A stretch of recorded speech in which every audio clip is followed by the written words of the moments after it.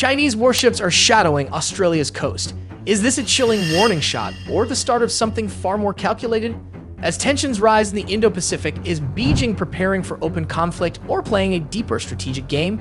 The answers could redefine Australia's future. This isn't a drill, it's already begun. We delve into what's really behind these warships shadowing Australia's coast.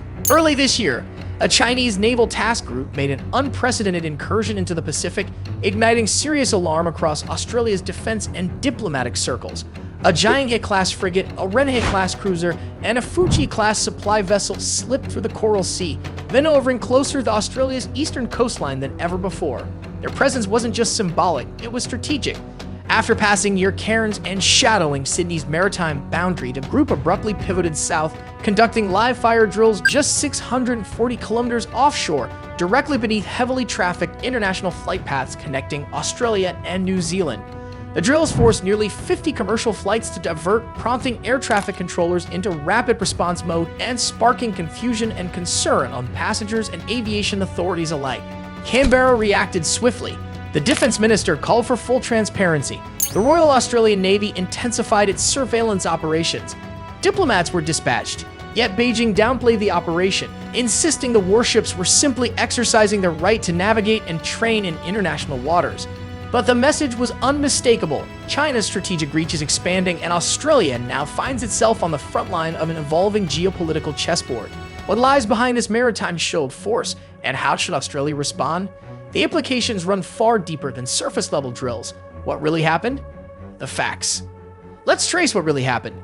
On 11 February, Task Group 107, comprising a Jianghe-class frigate, a Renhe-class cruiser, and a Fuji-class supply ship, entered the Torres Strait, the narrow maritime passage between Australia and Papua New Guinea.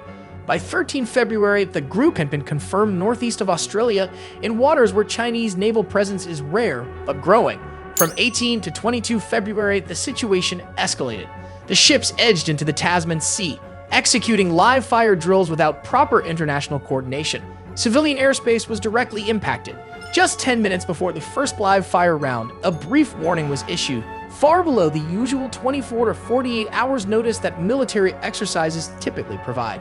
The result? 49 commercial flights had to reroute, including passenger jets traversing one of the southern hemisphere's busiest international corridors.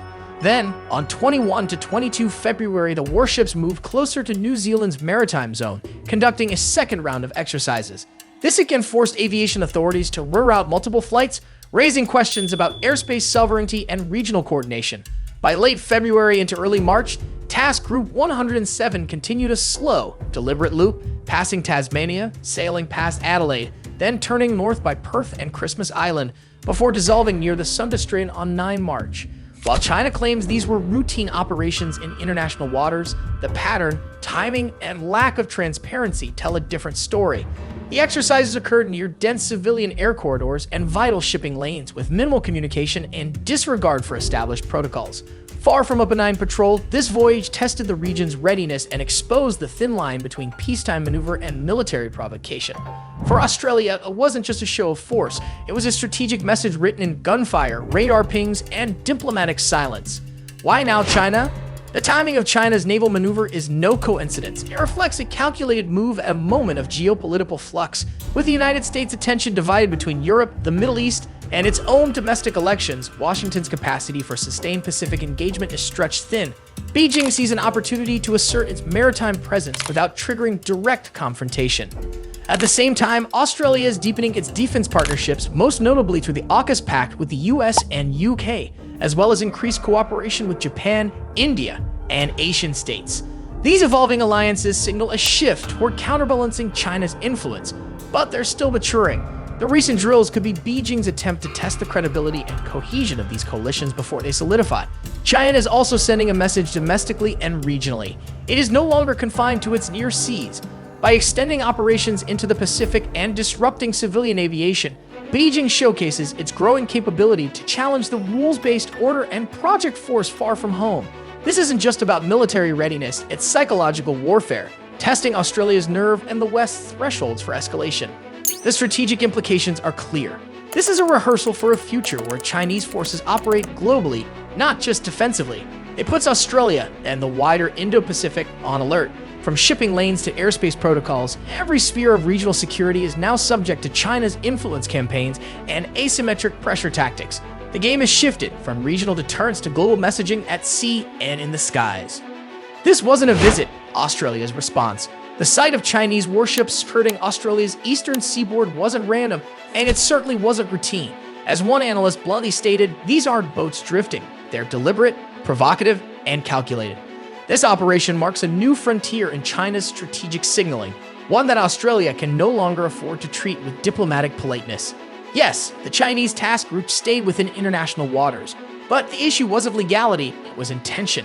With just 10 minutes notice before live fire drills, nearly 50 civilian flights were diverted mid-route.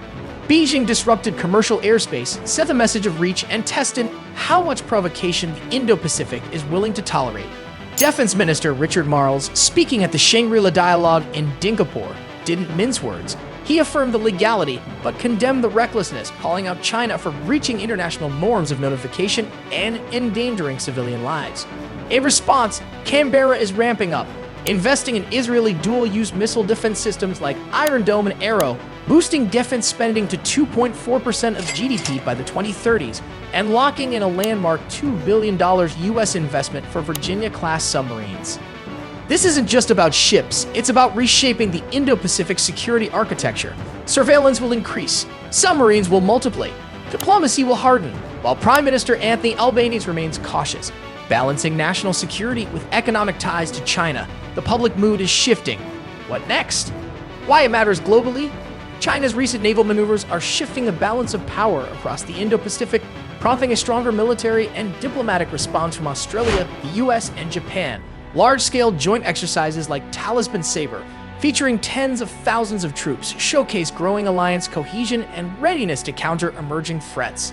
Australia is clearly pivoting toward deeper security partnerships, recognizing the challenges posed by China's expanding influence.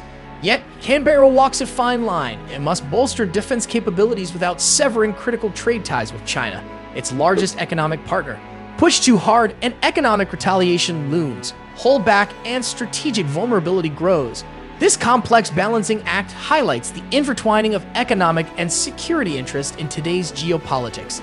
The ripple effects extend beyond Australia. Japan, India, and Pacific Island nations closely monitor Beijing's moves, questioning whether these actions are mere displays of power or steps toward regional dominance. The outcome will shape the future of peace and stability across the Pacific, and the world watches closely. So, is China preparing for war?